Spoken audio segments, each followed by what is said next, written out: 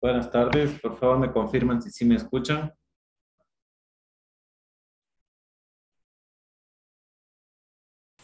Sí, Licen, sí se le escucha.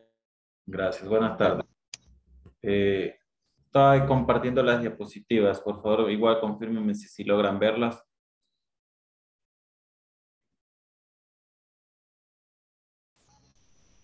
Sí, Licen. Listo, iniciamos entonces con la clase. Buenas tardes con todos. Hoy día vamos a hablar sobre la unidad 3. Continuamos con nuestra materia de microbiología. Recordando, la microbiología es una ciencia que estudia los organismos pequeños, ¿no? Sí, el padre de la microbiología era Louis Pasteur. Hablamos sobre la división de las células, las procariotas, las eucariotas. Hablábamos sobre sus eh, procesos que eran el metabolismo, respiración, nutrición, todo lo que nosotros necesitamos para poder subsistir y hablamos luego sobre las bacterias. Ahora vamos a hablar sobre los hongos.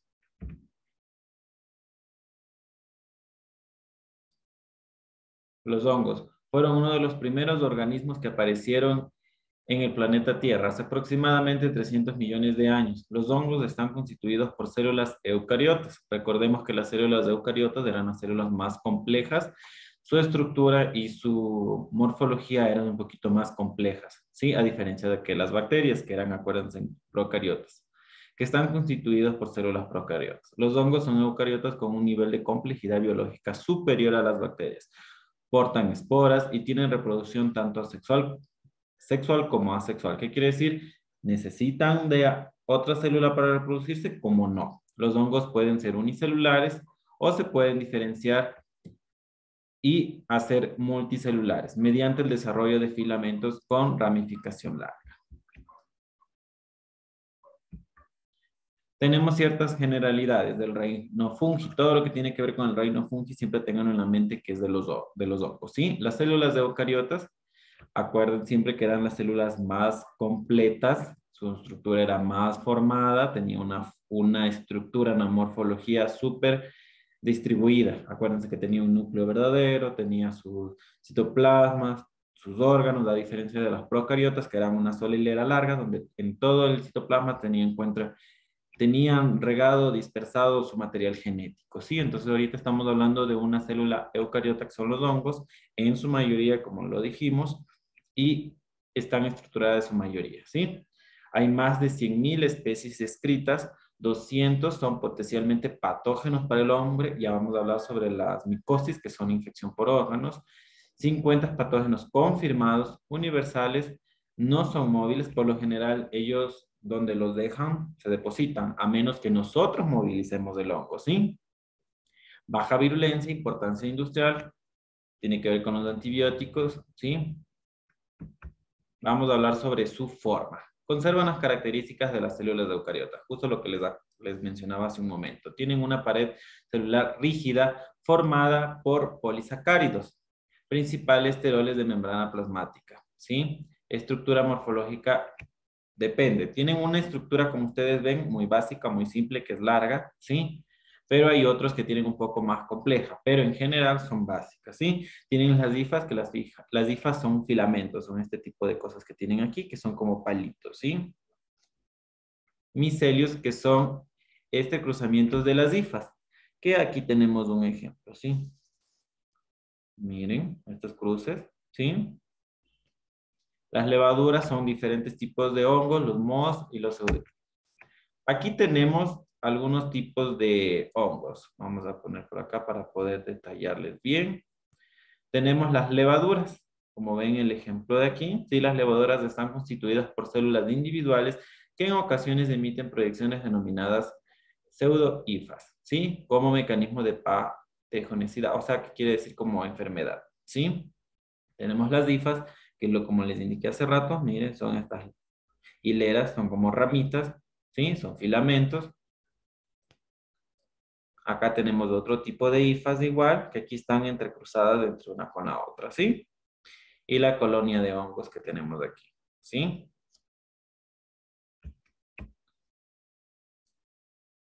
El metabolismo. Tenemos diferentes tipos de procesos iguales en todos los tipos de microorganismos. Son recicladores orgánicos, nutrición Heterotrófica, ¿qué quiere decir heterotrófica? Que ellos o necesitan de otra circunstancia, como les pongo un ejemplo, necesitan oxígeno, como también no necesitan oxígeno, ¿sí? Carbonadas que necesitan hidratos de carbono, ¿sí? Necesitan parásitos, su hábitat natural es en el suelo, la mayoría son aerobios. Hablábamos sobre en la parte de los microorganismos que hay organismos anaerobios y aerobios. Anaerobios quiere decir que no necesitan oxígenos, y aerobios sí. Como lo dice aquí, la mayoría, no al 100%, necesitan oxígeno, ¿sí? No poseen maquinaria para realizar fotosíntesis. Como ustedes vieron, por lo general, la mayoría de los que realizaban fotosíntesis eran las plantas, ¿sí? Formas de nutrición, zootróficos, que tiene que ver con animales, ¿no?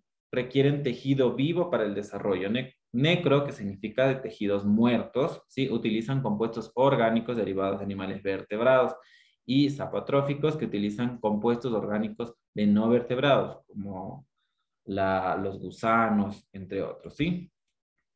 El diformismo, capacidad de algunos hongos patógenos para crecer en forma de moho. Ustedes han visto tal vez el pan que dejan luego de 5 días en cierto lugar donde haya aire, donde haya un poco de humedad, donde haya polvo, y luego lo ven verde. Eso es moho, ¿sí? O ustedes ven esas aguas estancadas luego de unos días que no ha sido clorificada, no ha sido lavada, no se le ha dado un tratamiento como tal, ustedes le ven verde, eso es moho, ¿sí? Eso es un diformismo. ¿Sí? Pero se convierte de otra forma en tejido infectado con el fin de adaptarse a mayor temperatura, ambiente tisular, entre otros, ya que encontraron una zona de confort para poder alimentarse y como que se agrupan. ¿Sí? Lo que les decía hace un rato sobre la reproducción, hay la reproducción sexual, que se supone que son los órganos perfectos, perdón, los hongos perfectos, que aquí tenemos un ejemplo, y los asexuales, que son hongos imperfectos. ¿Sí? Tenemos un ejemplo aquí. Su método de diagnóstico, hay epidermiología, no es epidemiología, quiere decir con estudios en la piel. La clínica, que es toda la parte de la sintomatología como tal. El laboratorio es toda la parte que se va a estudiar. Se toma una muestra, se llevó, se cultivó. Y el gabinete es todo el procedimiento que se da con el microscopio, con los medios de cultivos, entre otros. ¿Sí? Tenemos un examen directo, que es el frotis. Aquí tenemos un ejemplo, ¿sí? Lo que hacen es con una pinza, con un medio, que es esta parte de aquí, escogen el donde se encuentra el lugar de la infección del hongo y, como su nombre dice, frotis, lo frotan en este tipo de placas, ¿sí? En estas láminas, y lo mandan a estudiar. Histopatología, que es la ciencia que estudia los tejidos como tal, hace estudio de esto, ¿sí? Y las intradermal reacciones. ¿Qué quiere decir esto? Esto que tenemos aquí, dentro de la piel, ¿sí? Por lo general, los hongos son muy conocidos. Ustedes ven, les pongo un ejemplo, hay mucha terminología que les saben decir: el paño blanco, las paspas, entre otros. Cuando ustedes ven características blancas, cuando la persona tiene abundante caspa y ya la caspa se hace como masa, a veces se determinan ya hongos, ¿sí? Entonces existen mucha variedad de los hongos y ustedes a veces ya lo identifican. Ejemplo, cuando la persona la lengua no se la lava bien y queda una pasta blanca, eso se puede generar hongos, ¿sí? Entonces, ustedes empiezan a conocer ciertos lugares de donde se ubica la formación de hongo. Entonces ya vamos a ver sobre cuándo es la dermis, intradermis e incluso los tratamientos como tal, ¿sí? Los métodos diagnósticos van a determinar muy bien el hongo como tal, pero también depende del el medio de diagnóstico que vayamos a tomar. ¿Por qué? Porque si tomamos un cultivo que era un agar, ¿se acuerdan que era un medio de cultivo? Que nosotros vimos sobre los tipos de cultivos y los medios de agar. Nosotros vamos a determinar por lo general un estudio específico del hongo como tal. Era como yo les hablaba sobre las bacterias. Se va a teñir de cierto color si es gran negativo y si es gran positivo. Cuando son gran positivos, se tiñen de cierto tinte azulado, así. Y cuando no es, perdón, lila, y cuando no es, y es gran negativo, lo que hace es de cualquier otro color, gris, entre otros colores, ¿sí? Entonces, de la misma manera, lo que se va a hacer esta parte de aquí. La histopatología ya se estudia un tejido como tal súper infectado, ¿sí? Ya estudia, se toma una muestra, un corte de esa piel y se manda a estudiar. Por lo general, cuando ya se hace un estudio histopatológico de esa parte del órgano, quiere decir que la persona no está con una infección solo tópica, o sea, solo en la piel, sino ya es una infección interna como tal, ¿sí? Aquí tenemos los diferentes tipos de infecciones. La micosis es una infección producida por hongos microscópicos. Estas infecciones pueden ser sistémicas, que es cuando afectan a los tejidos internos del organismo, como pulmones, como tal. Esto engloba, existen diferentes tipos de micosis, ¿sí? Es micosis, no mucosis, me he equivocado aquí. Es micosis, ¿sí? Aquí tenemos un ejemplo que se da. La más común que ustedes conocen es la infección en las uñas. ¿Por qué se da la infección en las uñas? Es muy común. Cuando no nos lavamos los pies de manera correcta, nosotros nos bañamos, pero no hacemos de la higiene como tal de los pies. O sea, literal, piensan que porque cae el agua por ahí ya se limpió, nosotros tenemos que hacer nuestro lavado, nuestra higiene como tal de las partes inferiores, de los dedos, de entre los dedos. Luego de eso, de haber realizado la limpieza o la higiene con agua y jabón, también debemos secar. Entonces, si nosotros limpiamos, y por ahí quedó un hongo que tal vez el jabón no lo eliminó totalmente, la humedad lo que va a producir es que esa parte de ahí aumente la producción o aumente el confort del hongo y se va a empezar a reproducir, ¿sí? En el cabello, como les decía hace rato, en el cuero cabelludo y en el extracto córneo, ¿sí? Aquí tenemos todas las partes de la piel, que ya vamos a hablar de cada uno de ellos, ¿sí? La micosis superficial, justo lo que yo les decía, nosotros a veces conocemos como, vulgarmente se le dice el paño blanco, las paspas, entre otro tipo de cosas, pero la mayor característica de las micosis es cuando hay una superficie blanca y pica, es una de las principales características de la micosis. Una micosis superficial son enfermedades producidas por hongos que afectan tejidos queratinizados, que tienen piel queratina, como la capa de la córnea de la piel, el cabello, las uñas, así como las mucosas, ¿sí? Las más importantes por su frecuencia son las tiñas, que vulgarmente lo decimos, ¿sí? ¿Cuál es el tratamiento? Por lo general, algo bioral y tópico. Murió, ¿sí? Porque es una, se podría decir, una micosis leve que puede ser tratada a tiempo si es que fue diagnosticada a tiempo, ¿sí? Tenemos una dermatomicosis, como ven aquí, ¿sí? Ya no está encimita nomás, ya no está sobre la piel, ha invadido mucho más, ¿sí? ¿Se dan cuenta la diferencia? Que solo se ve algo pequeño, algo leve, algo superficial, a diferencia de aquí, ¿sí? Miren incluso en esta parte de aquí, ¿sí? Se define como infecciones producidas por hongos parasitarios que afectan a la piel y agregados a cutáneos. Los hongos son microorganismos eucarióticos que no pertenecen al reino vegetal ni animal. Se caracterizan por no proceder clorofila, ¿sí? La clorofila es lo que le da el tinte verde a las plantas, ¿sí? Diferenciándose de los organismos del reino vegetal. ¿Cuál es su tratamiento? Por lo general, aquí va a variar, porque por lo general cuando nosotros o cualquier tipo de personal de salud evidencia esto, no solo se va a mandar un tratamiento tópico ni bioral, se puede agregar un tratamiento como tal intravenoso. Todo depende del estudio que le hayan hecho y la sintomatología como tal. Que vimos anteriormente era algo súper sencillo, algo superficial, algo incluso localizado. Aquí ya vemos que no está localizado en varios lugares. Lo más común aquí es que ya no esté solo en la parte tópica, como lo dice aquí, ¿sí? Sino en anexos a la cutánea. Entonces ya no va a estar en algo superficial, sino algo más interno. Y lo que nosotros al momento de hacer algo tópico y algo viral puede que no llegue a todo el torrente sanguíneo como tal. Entonces vamos a usar itraconazol, que puede ser intravenoso como bioral, el fluconazol, que por lo general la mayoría de presentación solo se da bioral, y la terpinafina, que es una crema por lo general tópica. Pero como les digo, la mayoría es oral, pero va a variar según la sintomatología y el medio de diagnóstico como tal o si se hizo un cultivo, ¿sí? Y tenemos la micosis subcutánea. Como ven aquí, aparte de que está superficial, ha producido un excedente en el tamaño de donde se encuentra la infección como tal. Sí, miren, esta edematización, esta hinchazón, quiere decir que eso ya no está solo tópico, tal vez está en algún lugar linfático, debajo del músculo, sobre el músculo, entre otros. ¿Sí?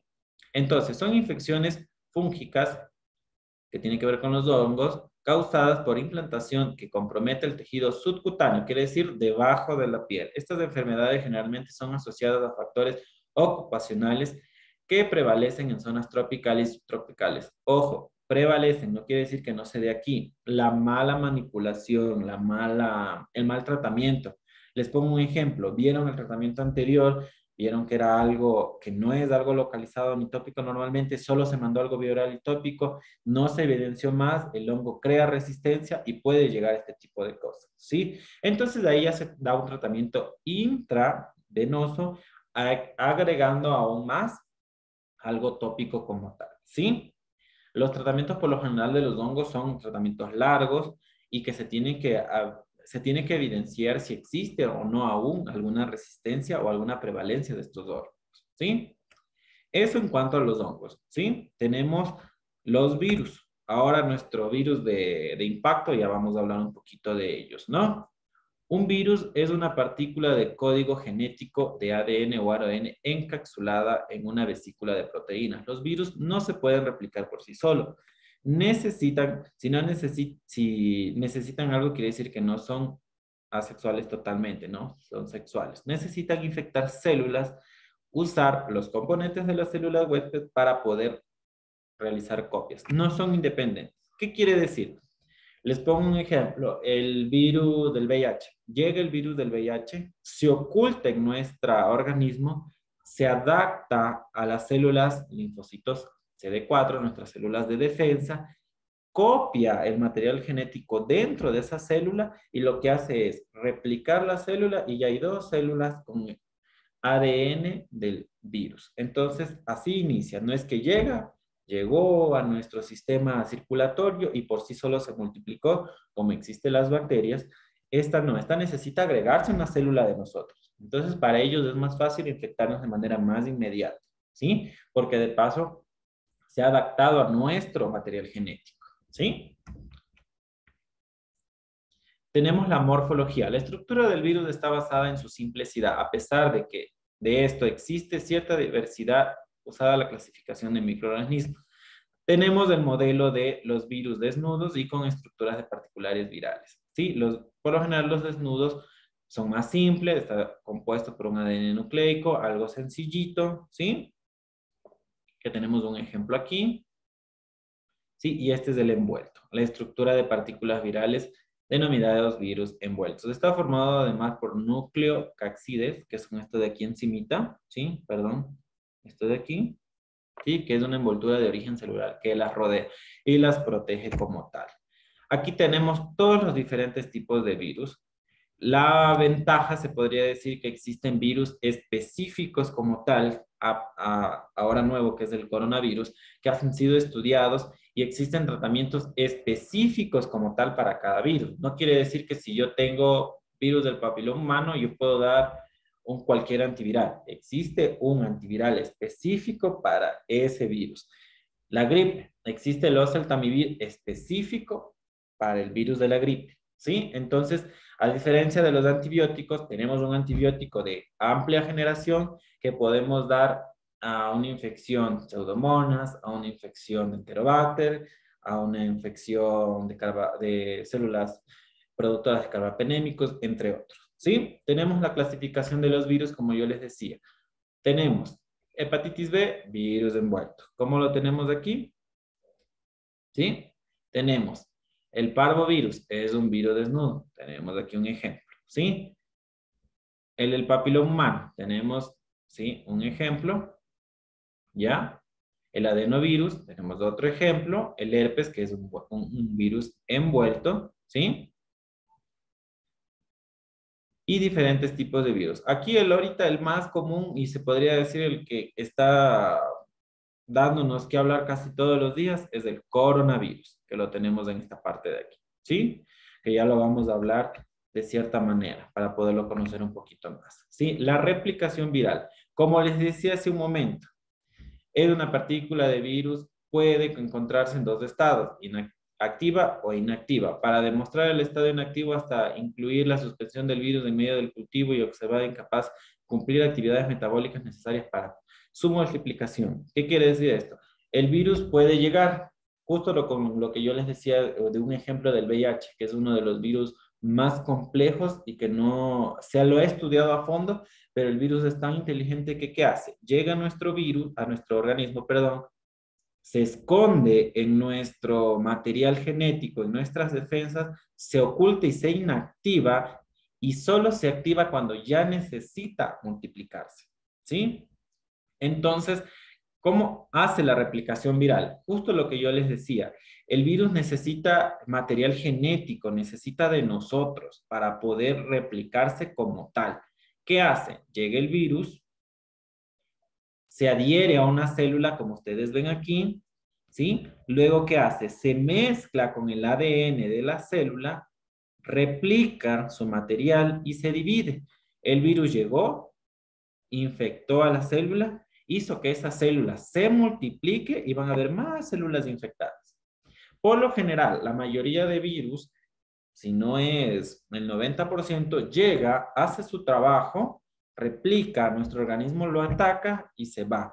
A diferencia del VIH, el VIH como se esconde, se protege, se inactiva y justo llega a nuestras defensas, que es lo que lo va a compartir, no se va. Entonces, ¿qué hacemos con los retrovirales, que son los medicamentos indicados para el VIH? El retroviral lo que hace es inactivar, mantenerlo totalmente inactivo al virus por el tiempo necesario que sea para poder que no haya esa replicación, porque una vez que se replica, el virus lo que hace es destruir nuestras células de defensa. Entonces, ¿cómo vamos a atacar nuestras propias defensas si el virus está en nuestras defensas como tal? No vamos a tener con qué defender, porque el virus llega, nos mata nuestras defensas y cualquier otra infección asociada, infección bacteriana, infección otra viral, otro hongo, lo que sea, nos mata porque no tenemos con qué defendernos. Hay el antibiótico, el antiviral, el medicamento que sea que le vayan a poner. No tenemos cómo el antibiótico refuerce nuestro sistema inmunológico porque no tenemos sistema inmunológico para poder reforzar, ¿sí? Los tratamientos. Para cada virus, como yo les decía, hay un tratamiento específico. Tenemos influenza, listo, es el oseltamivir. Tenemos herpes, listo, tenemos el aciclovir. Tenemos ahorita lo que les decía del VIH. El VIH es un virus de inmunodeficiencia humana que nosotros necesitamos inactivar el virus, porque no podemos destruir al virus o atacar al virus, porque atacaríamos directamente a todas nuestras células y nos quedáramos sin sistema inmunológico. Lo que hace es inactivar, encapsular al virus, mantenerlo totalmente inactivo y no se va a reproducir. Entonces la carga viral va a quedar en el piso y vamos a mantenerlo así. Y así sucesivamente. Entonces, a diferencia, como tal vez en alguna parte vayan a ver, cuando ya ven farmacología, toda la división de las células, de los antibióticos, perdón, ustedes ven que un antibiótico como tal es de primera, segunda, tercera, cuarta generación, de amplio, reducido y mediano espectro. Y van atacando diferentes tipos de bacterias o diferentes tipos de infecciones. A diferencia del virus, son específicos los antivirales como tal, ¿sí? Incluso en su mayoría, si viene un virus de la gripe y sabemos que es una gripe común, no necesitamos antivirales como tal, porque nuestro sistema inmunológico lo va a neutralizar, lo va a inhibir, lo va a matar y listo. El virus de la varicela, si en algún momento fuimos vacunados, nosotros ya tenemos nuestro anticuerpo en nuestro organismo y lo que va a hacer, el virus llega, hace su trabajito, nuestro sistema actúa y hasta luego. No puedo decir en todos, pero sí en su mayoría de procesos virales, el organismo hace su trabajo y lo que necesitamos nosotros es para atacar la sintomatología como tal, el dolor, el malestar, el decaimiento, los calambres, entre otras cosas, ¿sí? A menos que haya virus específicos como los que en el nombré. Incluso en el caso ahorita del coronavirus, que es el virus ahorita de impacto que tenemos, no tenemos un antiviral como tal para el coronavirus. Lo que hacemos es, primero es vacunarnos, ¿no? Y segundo, las medidas de prevención que tenemos todos. Y si ya nos hemos contagiado, es tratar de calmar la sintomatología que tiene como tal. Existieron muchas informaciones cruzadas de que sí, que la citromicina es un antibiótico, ¿sí? Y no se debe dar para una infección viral. Si es que produce neumonías como tales, podría ser, pero tenemos que ver las características, estudiar y administrar. Yo sé que al inicio, por el desconocimiento y todo, se empezó a dar mucha citromicina, pero ya luego comenzaron a destituir totalmente ese tratamiento. Otro ejemplo es que solo damos paracetamol e hidrátese. Listo. Ese es el tratamiento más común mientras el virus hace su efecto y se va. Pero si existe otro tipo de respuesta, la falta de aire, vemos que está aumentado el dímero D, vemos que está aumentado otro tipo de inflamación, se ataca con el corticoide que es la dexametasona, pero eso se da una vez y cuando veamos que está elevado el corticoide, perdón, el dímero D, que es lo que nos va a ayudar a disminuir la respuesta citocínica que produce el virus. Produce en la parte pulmonar y por eso es la inflamación exagerada de la parte de alveolos y nos hace la falta de insuficiencia respiratoria. Pero son procesos como tal. No es que porque tenemos una infección viral nos vamos a tomar cualquier antibiótico o cualquier medicamento. Son específicos y como les decía, la mayoría, es al 90%, tienen tratamiento específico siempre y cuando sean, como los que les decía, el herpes, el VIH, el virus del papiloma humano, la gripe, pero una influenza como tal, las que ya necesitan en los altamivir. No son todos, ¿sí? ¿Qué es la patogenia viral? La patogenia viral es un proceso que ocurre cuando un virus infecta al hospedador, ¿sí? Como vemos aquí, el proceso que yo les decía, llega a nuestro organismo, ¿sí? La patogenia de la enfermedad es un subgrupo de acontecimientos que se desarrollan durante la infección, que da origen a la manifestación de la enfermedad. ¿Qué quiere decir? La patogenia viral. Llegó el virus, nuevamente les digo, la mayoría de virus produce una leve sintomatología, pero si ya produce una sintomatología, que es la manifestación de la enfermedad grave, decaimiento, secreción, lo que sea, vamos a dar tratamientos específicos para eso. Pero en el caso de la parte viral, nuestro organismo como tal está listo para actuar ante la mayoría de nuestros virus, pero cuando son virus específicos como los que nos nombré, se hace el estudio, se evidencia ya sea clínico con diagnóstico, se ve la enfermedad como tal y se brinda el tratamiento, ¿sí? Existen métodos de laboratorio fundamentales para el diagnóstico de enfermedades víricas. Lo más común que ahorita se hace es el anticuerpos, ¿sí? Los disopados y las pruebas rápidas que hacemos es con un reactivo, con un líquido para ver que nosotros ya tengamos el anticuerpo como tal. De eso se da las pruebas ahorita del COVID por lo general. De ahí se da de cultivos virídicos, detección de antígenos virídicos, detección del ácido nucleico, que es la parte del ADN del virus como tal. Ya tienen la mayoría de laboratoristas una cadena como tal, le estudian, le ven en laboratorio, en cultivos, en lo que sea, la estructura semejante y dicen, ah, ya es de este virus. Y la detección de anticuerpos, como le decía, como tal, ¿sí? De ahí existen diferentes tipos de mecanismos y estrategias de diagnóstico que son todos de este tipo de aquí. Partícula viral microscópica, como yo les decía, ¿sí? Antígenos, que es un medio ELISA, ese es uno de los más efectivos del medio ELISA, que es un mecanismo para evidenciar el componente y la carga viral como tal, ¿sí? El genoma viral estudia el ADN y la estructura del virus, específicamente, ¿sí? Como yo les decía, lo estudian, ya lo tienen las partículas, digamos, tienen 37 así, con rayas así, ven el otro, tiene 37 con rayas así, ah, ya, esta genoma es similar a este es el virus que tenemos, ¿sí? Y la respuesta inmune, que son los anticuerpos de nosotros, ¿sí?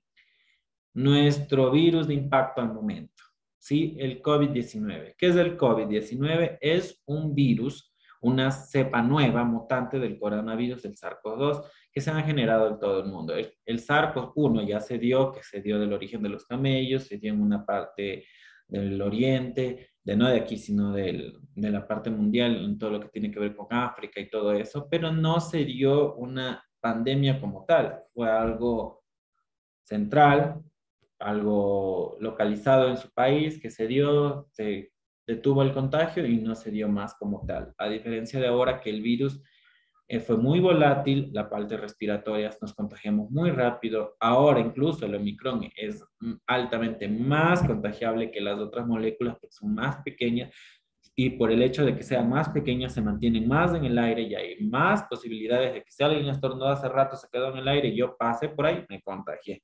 ¿Sí? La estructura viral son virus envueltos, ¿sí? Como ven aquí, toda la estructura. El virus que tenemos detrás de fondo es el COVID, ¿sí? Tiene que presentan el ADN. Aquí está el ADN del virus, ¿sí? Como genoma y cuyo tamaño oscila entre 80 a 120 nanómetros de diámetro. Pero esa es una de las cepas y ese es un virus antes que mutaba. Ahora el virus es más pequeño, Al principio teníamos la ventaja que era grande y pesado. Si alguien estornudaba más de 2 metros, el virus de inmediatamente caía al suelo. Por eso que era la desinfección de los zapatos y toda la historia. Ahora existe la contaminación y la transmisión comunitaria. ¿Por qué? Porque alguien estornuda, tose, como es más pequeño, es más volátil, se mantiene en el aire por más tiempo. Pasé por ahí por mala suerte o alguien pasó por ahí o algo pasó por ahí, empujó el virus donde yo estaba y me contagié. ¿Sí? Incluso se evidenció que la mayoría de contagios y la efectividad del contagio, se podría decir así, es con partículas de sangre, de saliva, perdón, o de aire donde se encuentra. Quiere decir que literal tenemos que compartir saliva o los medios de tos, estornudos o aerosoles como tales. ¿Sí? La clínica, el periodo de incubación se estimó entre 4 a 7 días, pero el 95% de los casos se dio en 12 días. Sin embargo, basado en otros estudios de Europa, podría ser entre 2 a 14 días. Esto varía totalmente de la persona, porque como yo les decía, existen diferentes tipos de estructura de nosotros. Nuestros anticuerpos como tal van a variar la respuesta. Ejemplo, a mí me dio el año pasado, justo en enero.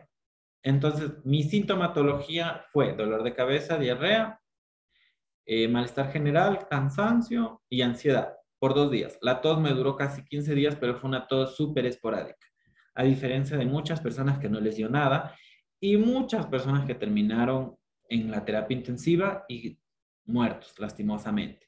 Yo que trabajo en la terapia intensiva del Carlos Andrade Marín, se vio muchísima diferencia. Entonces, esto es algo referencial según las evidencias como tal. Ustedes saben que es un virus nuevo que tenemos apenas 2 años y se lo sigue estudiando, porque no podemos decir que el COVID no da secuelas. Puede que de aquí a 10 años salgan nódulos en los pulmones y lo único que tuvimos fue COVID. O los nódulos que nos quedó del COVID se desaparezcan o aumenten. ¿Sí? Que son nódulos, son bolitas en los pulmones que quedan de la parte, se podría decir, dañada de la parte del virus que nos dio. ¿Sí? Entonces existen muchas variantes de todo este tipo de cosas. De ahí viene la sintomatología como tal. La mayoría, el 90, 80%, son asintomáticos. Leve dolor de cabeza y ya. A veces una leve tos de un día y se acabó. Y piensan que ya es porque tomé agua fría, es porque estuve en el polvo, es porque estuve cantando y ya. Existen cuadros leves, que es malestar general, tos. Entre el 15% existe el cuadro moderado con fiebre, tos seca persistente, fatiga, sin neumonía, sin llegar a la parte pulmonar, sino en la parte de la vía aérea alta, nada más. Y el 5% que son los cuadros severos caracterizados por tos, fiebre constante, disnea, que disnea es la dificultad para respirar, que puede ser leve, moderado, severa, y especialmente cuando ya vienen las partes que vienen a personas agregadas con enfermedades, ¿no? Tenemos un 3-4% que son los que pueden fallecer. No puedo decir que el 4 o 5% todos tuvieron enfermedades agregadas porque hubo muchos casos de personas que no tuvieron enfermedades agregadas y fallecieron. Pero nos damos cuenta de la diferencia de ahora, que existe el contagio comunitario. Ustedes ven, todos andan agripados, todos andan con tos, todos andan con malestar, pero ya no están todo el mundo necesitando cama en hospitales, ya no necesitan oxígeno. Ya si no es con todo gripe o un leve malestar, se acabó. ¿Por qué? Porque la vacuna que nos pusieron, la mayoría que fue con ADN, el virus atenuado, el virus muerto, hizo que nosotros creamos inmunidad. Creamos esa inmunidad, como ya vino el virus, que es un virus que no lo conoce nuestro cuerpo, o tal vez sí, llegó, listo, tuvimos nuestro ADN listo, con anticuerpos para atacar, llegó, lo atacamos, hizo su trabajo y se fue.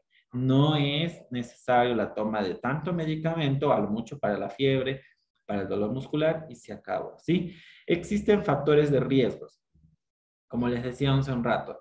Hay muchas enfermedades agregadas que pueden aumentar la mortalidad, ¿sí? Entre ellos tenemos diabetes, hipertensión, insuficiencia renal, insuficiencia cardíaca, la obesidad, los adultos mayores, ¿sí? Problemas vasculares, problemas previos ya pulmonares, la gente ya le había dado tal vez influenza, tuberculosis o algún tipo por mucho fumar, la fibrosis pulmonar, que se van dañando los tejidos del pulmón, son enfermedades que pueden aumentar el riesgo de la enfermedad y la mortalidad como tal, ¿sí? Los laboratorios, la mayoría de pruebas, como yo les decía, son que detectan nuestro anticuerpo, ¿sí? El IgM, que es la memoria, y el IgG, que es la enfermedad actual como tal. Entonces, ¿qué hacen? Toman el reactivo, con nuestra sangre o nuestros fluidos, colocan la gota y ven si está reactivo el anticuerpo o no. De ahí también pueden llegar a estudiar, como yo les decía, con el genoma, con la estructura del ADN, ven si existe o no existe. Para eso, esos tipos de estudios por lo general se dan para determinar las cepas como tales, ¿sí?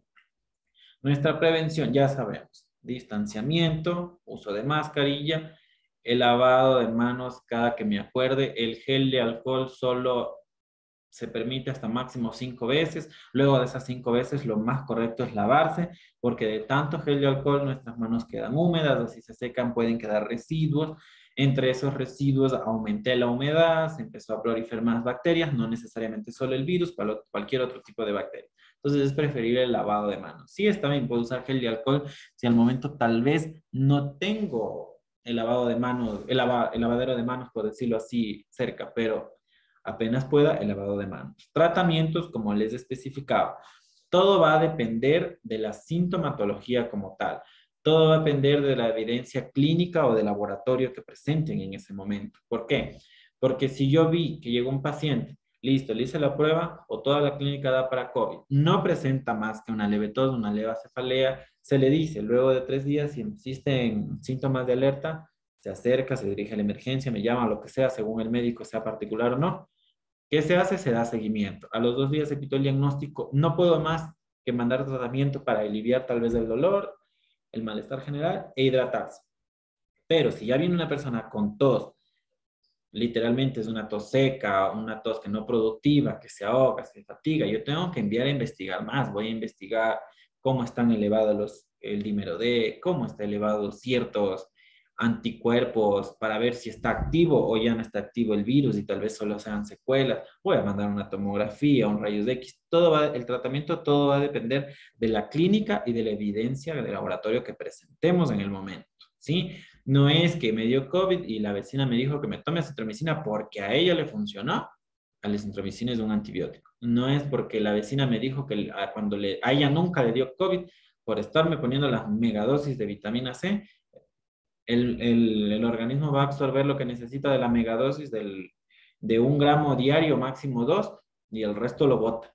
Y no es que le va a prevenir de COVID, lo que va a hacer es que su sistema inmunológico esté un poquito más fuerte, pero no necesariamente para el COVID. Cualquier tipo de patología en general, ¿sí? Esto de la parte de la vacunación es muy importante. No es obligatorio, pero como yo les decía, vemos la diferencia actual. Existe el contagio comunitario. Como ustedes no tienen idea, yo trabajo en un hospital público y trabajo en la terapia intensiva. Por lo general, los que fallecen son los que no están vacunados, o los que tuvieron una vacuna, o los que literalmente no se cuidaron nunca y no tomaron en conciencia mucho de este tipo de cosas, ¿sí? Entonces, la vacuna nos ha ayudado a reducir la mortalidad. Que les pongo un ejemplo, en un día tuvimos un descenso en la UCI de 8 pacientes en 24 horas, lo que ahorita tenemos solo una paciente y esa paciente tiene casi 20 días ahí y parece que va a salir. Entonces, en 20 días nos ha dado una muerte. ¿Por qué? Porque la mayoría ha llegado a hospitalización, a la emergencia, está vacunada, los síntomas son leves, tomé agüita, tomé esto, si cualquier cosa me avisa y listo. Entonces, esa es la diferencia de cuando no teníamos vacunas de lo que ahorita ya tenemos vacunas. No puedo decir que están vacunadas al 100% ni obligar a nadie a vacunarse, pero ustedes vean la diferencia como tal de lo existente, porque el virus se nos va a quedar como una gripe normal, pero tenemos nuestras armas, que son las vacunas y que son nuestras prevenciones como tales. ¿Sí? ¿Qué son los priones? Esta es una estructura de la parte de los virus que ayudan a qué? A formar, verán, cuando se podría decir que cuando vienen medios disfuncionales, los priones, que son una estructura del virus, lo que produce es que generen una enfermedad como tal, ¿sí? Porque todos tenemos priones, pero los priones son de forma normal, pero cuando vienen con una forma anormal, como ven aquí, va a generar unas enfermedades. Tenemos aquí la descripción. Ciertos agentes causantes de afecciones degenerativas. ¿Qué quiere decir lo degenerativo? Nosotros tenemos enfermedades, le pongo un ejemplo, el, bueno, el COVID mismo, ya, es una enfermedad, es un virus, produjo una insuficiencia respiratoria, que es la enfermedad como tal, puede dañar los pulmones como no. Pero tenemos una enfermedad degenerativa como cuál, el Alzheimer. El Alzheimer inicia ahorita, así le demos todo el tratamiento del mundo, va a avanzar y va a degenerar nuestro sistema central, ¿sí? Entonces, como virus no convencionales, dado que no ha sido posible determinar la estructura similar a un virus en el material infectante, ni el tipo del ácido nucleico de dichos agentes, son extremadamente resistentes a sustancias que inactivan los virus comunes, como yo les decía. Es un ejemplo, ¿no? La parte del Alzheimer. Pero el virus como tal viene estructurado como tal, produce una alteración en los priones y va a producir degeneración en el órgano afectado como tal, ¿sí? No podemos decir que sean todos, pero existe un mínimo riesgo de que estos virus del 100%, un 2-3%, vengan con los priones alterados y produzcan como tal unas enfermedades degenerativas de la parte central, ¿sí? Dice, los priones han sido descritos en los últimos años como causante de muchas enfermedades del sistema nervioso, comentadas anteriormente, como yo les decía, sí, principalmente de escrapie en el ganado ovino, como ustedes han escuchado que es una encefalopatía, o sea, es algo del encéfalo como tal, y se denomina el síndrome de la vaca loca, ¿sí? Eso, chicos, entonces tenemos mucha información, por favor, leerán, compartan, si algo no conocen, investiguen, lean, por favor, la parte de los hongos y de los virus es algo que ustedes van a ver muy a su diario, ya vieron dónde se generan, por lo general están en el piso, pero cuando nosotros no hacemos una desinfección correcta, movilizamos al hongo como tal, ¿sí? Entonces, en la parte de ustedes que van a ser auxiliares o técnicos de enfermería, la parte de la desinfección, la parte de enfermería es muy importante. Si nosotros no hacemos una buena desinfección, ya sabemos que en la humedad, que en el polvo se van a reproducir como tal los hongos, ¿sí? Entonces, es muy importante la prevención. Ya sabemos el tipo de infecciones que da, ¿sí? Tenemos el diformismo, como yo les decía, que cuando dejamos un pan, es un ejemplo, dejamos un pan en la humedad, en el ambiente, en lo que sea, y pasó unas semanas, unos días, si es que no corregimos eso, lo que va a seguir es produciendo una masa, una capa como verde, y eso es el diformismo, ¿sí? Es como que se adaptan y hacen un ambiente para que el hongo siga produciéndose, ¿sí? Los métodos diagnósticos, ya sabemos, la clínica, la epidemiología, que estudian la piel como tal, y el laboratorio. Los diferentes tipos de micosis, que es la micosis de la infección producida por hongos. Existen las superficiales, la dermatomicosis, que ya está dentro de la piel y debajo de la piel, ¿sí? Que depende de cada infección, vamos a dar un tratamiento ya sea tópico, o sea, en la piel, vía oral o intravenoso.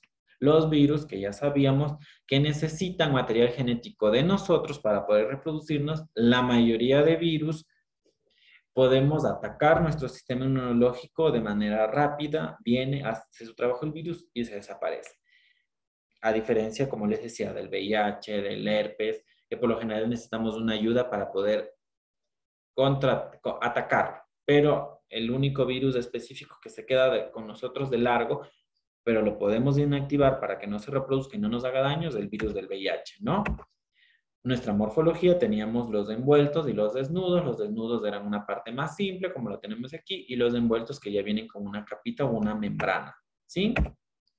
La replicación viral, nuevamente repito, necesitan ADN de nosotros para reproducirse. Los tratamientos de los virus son específicos, dependiendo la sintomatología y dependiendo del virus. No se olviden, ¿sí?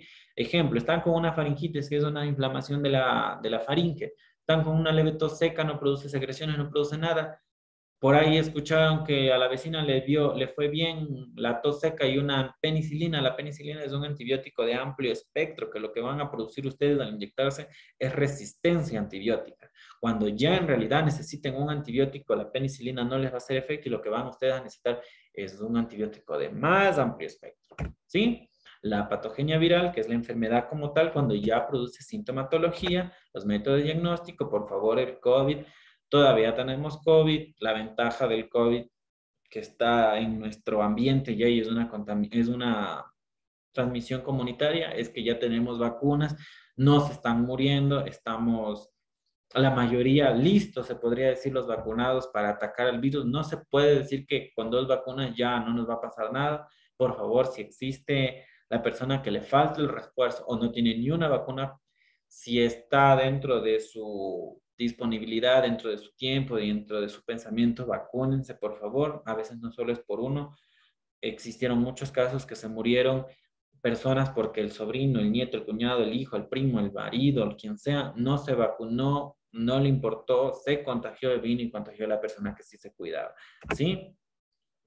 La medida de prevención ya sabemos, usen mascarilla, lávense las manos, traten de estar en lugares abiertos, traten de mantener siempre la mascarilla puesta. Los tratamientos se dan de acuerdo a la sintomatología, por favor, no se automediquen, por favor, sí. Si algunos médicos o personal de salud le envían algo que usted tiene la duda, busque esta segunda opción, ¿sí? Los priones, lo que ya hablamos, que son estructuras con configuración del virus que pueden producir enfermedades, acuérdense, degenerativas, que van produciendo daño en nuestro órgano afectado como tal. La mayoría son de parte central, ¿sí? Eso, chicos, ¿alguna pregunta? ¿Algo que tengan que preguntarme?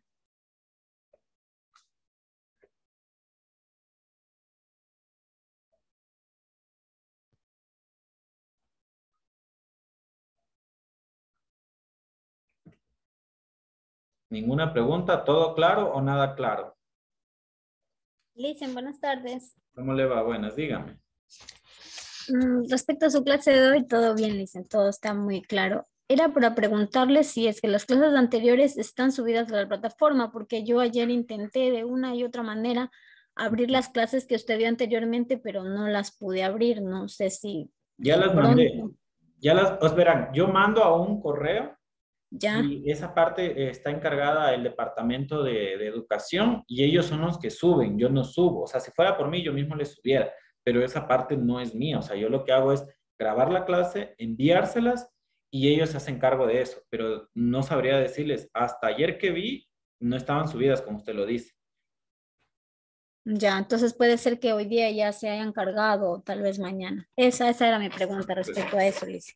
Ah, ya listo. Pero yo sí ya las envié, o sea, ya están enviadas. Esperemos que las suban pronto. Bueno, Licen, gracias. Sabe, por lo general tardarse un poquito, ellos se demoran para subirlas. Ya listo. Sobre las tareas, igual ya vi que han subido las tareas. Ya, verán, en la parte de las tareas, antes de que me olvide, les voy a volver a explicar porque sé que van a volver a preguntar y quedemos claros en esa parte, ¿ya? Vamos a ver. A ver, el taller 2 era de realizar una pancarta, si no me equivoco. A ver, vamos a ver.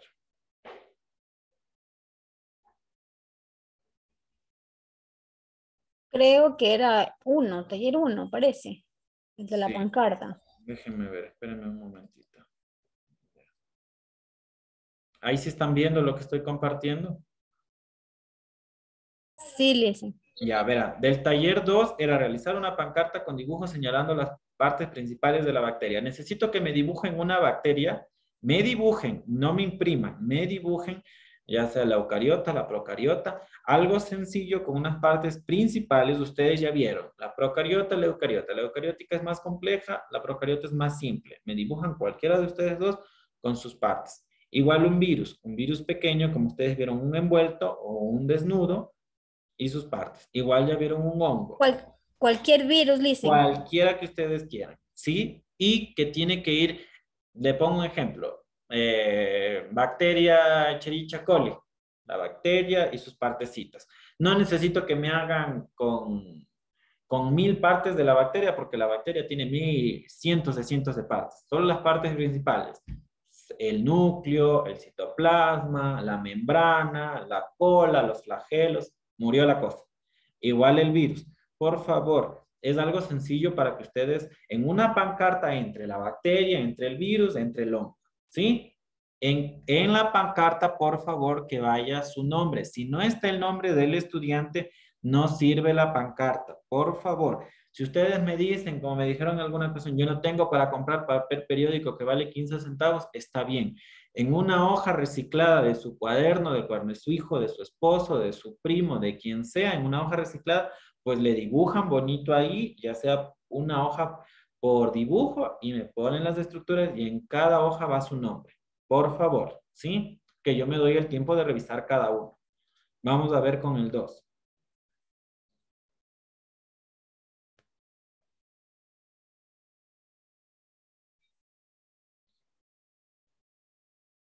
Ya dice que hay que resolver este pequeño cuestionario. Verán, dice, luego de haber leído y analizado el material del aula, o sea, de su plataforma, responda con sus propias palabras.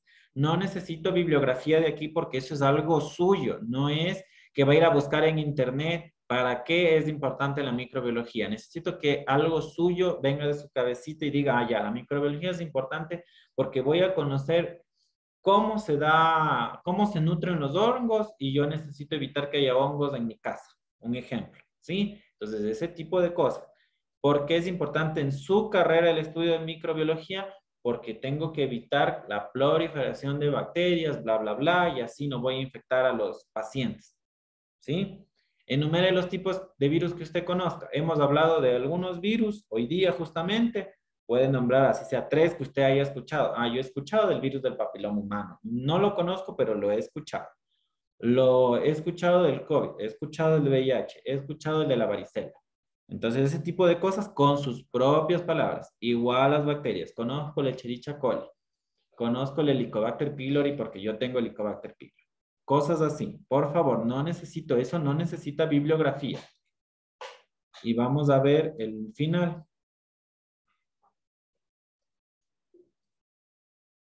Dice, de la investigación. Realizar una investigación sobre la diferencia entre células de eucariotas y procariotas. Ustedes tienen la información en la plataforma o la investigan, como ustedes quieran.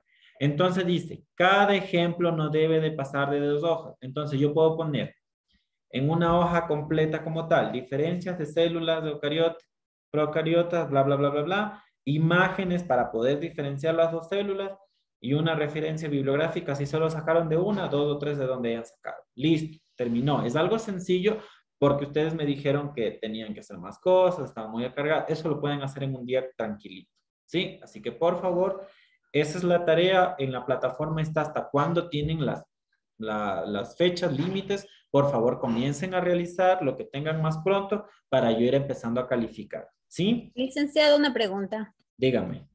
Respecto a esta tarea de aquí, ¿las imágenes también las deberíamos de dibujar o esas sí van en Word pegadas? Sí van en Word porque esos son cosas de internet. Lo único que no tiene que ir en Word es en la primera porque eso es puño y limpio suyo, a mano. Eso es realizar una pancarta. Yo no quiero pegado nada, quiero hecho y dibujado por usted, que vaya su nombre ahí incluso. ¿Sí? Bueno, licenciado, gracias.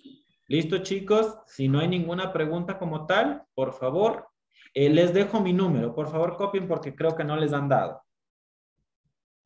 Les voy a dejar aquí en el chat. Por favor, solo voy a contestar cosas que tengan que ver con la clase y en horas laborables. No me estarán escribiendo un sábado 11 de la noche, por favor. Eso es hasta antiético suyo, antiético mío, porque cada quien tiene diferentes funciones. Por favor, ¿sí? Les dejo ahí un mensaje. Cualquier duda que tengan sobre las clases o sobre las tareas, me avisan nomás. Como les dije, yo me he de tardar tal vez un poco en contestar, pero les respondo. Puede que esté de turno, puede que justo esté en el COVID. Y por lo general, cuando estoy en el COVID, me tardo 1 o 2 horas hasta poder salir del COVID. ¿Sí? Profe, una consulta. Dígame. Sobre el primer deber que nos mandó a dibujar, ¿solo puede ser en papel periódico o puede ser en cartulina, una grande? Nuevamente les digo, es una opción el papel periódico. Si ustedes me dicen que van a hacerlo en hoja de cuaderno, háganlo. Si usted dice que lo va a hacer en cartulina, hágalo.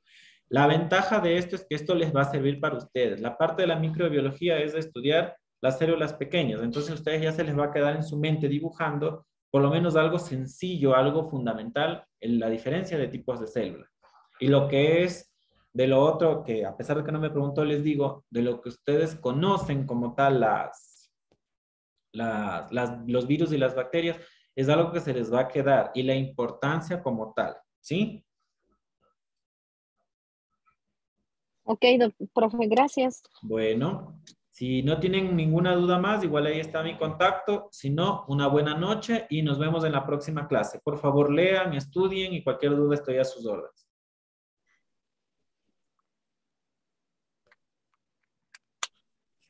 Gracias, licenciado. Que pase bien. Igualmente, una buena noche con Gracias, todos. profe. Hasta Gracias, luego. licenciado. Hasta luego, hasta luego.